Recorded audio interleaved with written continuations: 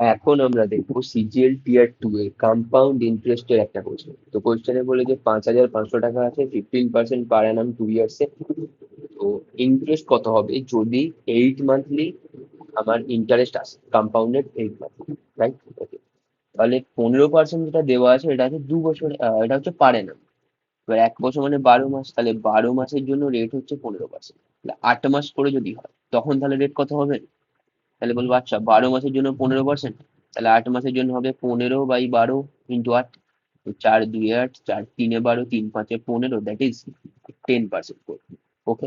এবার 2 বছর মানে 24 মাস, তাহলে 8 মাস বাদে বাদে যদি আমাকে দেয় ইন্টারেস্ট, তাহলে কি হবে? 3 বার আমি ইন্টারেস্ট পাবো। তাহলে 10% করে 3 বার। কম্পাউন্ড ইন্টারেস্টে 10% যদি 3 বার হয় তাহলে এফেক্টিভ কত হবে? That is successive. সেটা হয়ে যাবে 33.1%। ব্যাস।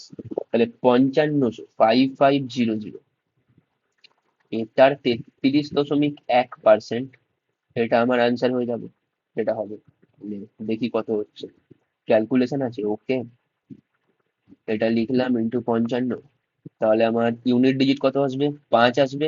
আর একটা আমার ডেসিমাল দশমিক থাকবে, দশমিকের পরে একটা 5 থাকবে। আচ্ছা, তাহলে এটা আছে, এটা আছে, বেশ। তাহলে আর একটু এগোনো যাক।